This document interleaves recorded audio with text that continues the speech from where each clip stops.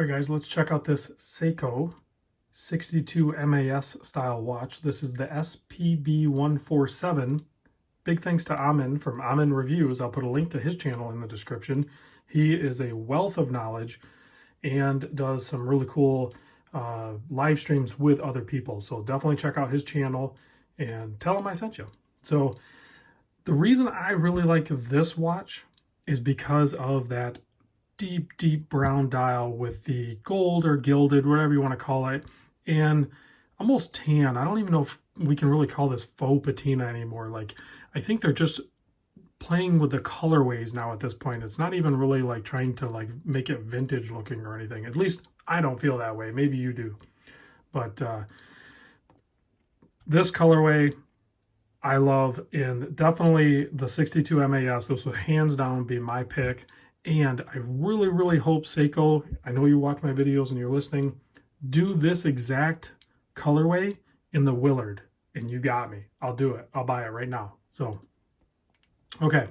So anyway, let's get into the specs. You're looking at a 40 millimeter case. I actually kind of measure it like 40.2, but we'll just call it a 40. 40 millimeter by 47.6 lug to lug. You can see nice drilled lugs. And I'll do some close-ups, but the brush and the polished finishings on this are like superb. It is very well done. 13.9 thick, but that's including the domed sapphire crystal. Yep. It has slightly proud of the bezel, and it is domed, and it is sapphire. So 20 millimeter lug width.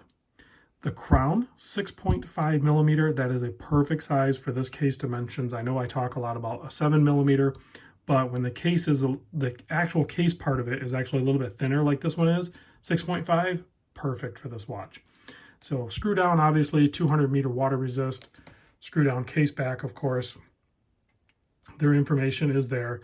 It is a 6R35 movement with a 70-hour power reserve and a bunch of other features. You know, it says right on there, sapphire crystal, all that good stuff. It doesn't say anything about a special or limited edition, so I don't know details regarding that with this one. There are some other colorways that are limited and or special. I'm not really sure the details on those either, but I think I've had them on. I can't remember, you guys. I do so many watches, it's crazy. So, you know, a while ago, Seiko released the SLA017, you know, the 62 MAS reissue, basically. And those are like $4,000 watches, right? So alongside of that, they released another one that was like an oversized 62 MAS. And I remember just everybody, I mean, there was people that could buy the $4,000 watch that they were happy, they were fine with that. And I get it. That is a really cool watch and it's holding its value or going up potentially. But, and then there was, you know, people that were like, dang it, I wanted an affordable one in the 40 mil size. Well, boom, here you go. And of course, there's people that liked the larger case because they have a larger wrist or they just prefer a larger watch. So now with this one coming out, or this style of watch, you know, the SPB 147s and like numbers, basically Seiko has all of their bases covered. They just dominate that whole market. So whatever your wrist size is, whatever colorway you prefer, chances are there's going to be a model for you. Anyway, 120 click bezel, nice smooth operation, very Seiko-like because it, well, it is a Seiko. So lines up, and the printing on, you know, even the original one, the printing is instead of on a chapter, because this just has a metal chapter on the inside, the printing's on the dial. So a little bit easier quality control wise to line up the triangle with the pip with the markers. I dig that. I'm actually really liking that versus, you know, how they did with the SKX and, well, most Seiko divers. I prefer this method. I didn't take this outside and check it out in natural light, but I have to believe that it is beautiful because it looks amazing here in the studio lights, and typically natural light's even going to be better. So you can see beautiful gold tone to the handset, the markers, and even the printing along the dial.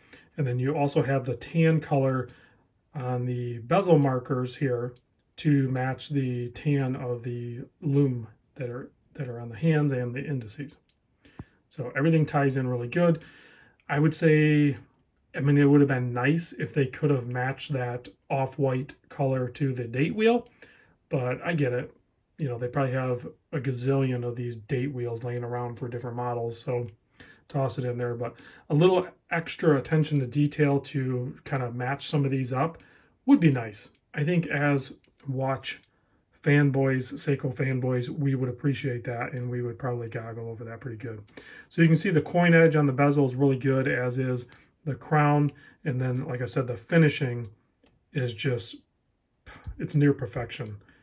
So it's, you know, nice sharp lines, pretty consistent throughout it. There's a couple little dips, but the brushing on it is just the perfect depth and nice grain to it. And then the polish relief is just super reflective, as you would hope. So also, the strap that they paired with this is just better than the regular silicone. I don't have one just sitting around here, but partly because they put some sort of texture on the top, almost, I don't know what you want to call that. And it's a little bit thinner, you know, it tapers. Even the metal keeper is actually a little bit smaller. So I'm digging that. You know, I'm not a big fan of the metal keepers. I would prefer to have the same material as the strap used as the keeper, but this works because it's a little bit smaller. I'm okay with that. Matching hardware, of course, and signed. But the strap is like, I like the strap more than I like just the standard silicone one. Just the fact that they put that pattern on there, I think just helps break it up and really complement the watch. Of course, there are going to be some straps, I'm sure, from Strap Code that are going to be coming out soon for these models. But here you can see it on my 7 1/4 inch wrist. I think Amon's, you know, he sent this to me with this strap already on the watch, and I can see easily just wearing this, no problem, because, you know, you adjust one hole, you know, for, you know, whatever time of day it is. If you need it a little bit tighter, a little bit looser, it's super easy to do on the fly, and it's super comfortable. You know, it's going to be water and wear resistant and everything like that. It's going to hold up really good. So, and it looks fantastic. So, of course, if you're a NATO guy, this thing would dominate on NATO. Honestly, I could even envision, because I don't currently have a really nice mesh bracelet, this watch on a mesh bracelet would be really cool as well. So, whatever your preference is, whether it be metal or the rubber, silicone, or cloth, fabric, whatever you want to do, this watch is going to be able to do it, no problem. Let's kill the lights. Check the Loom. Awesome Loom. They can still glow it super green, even though it's a tan colored Loom. I don't know how Seiko does it. It's magic, but it looks great. All right, guys, thanks for watching. I'll catch you on the next vid.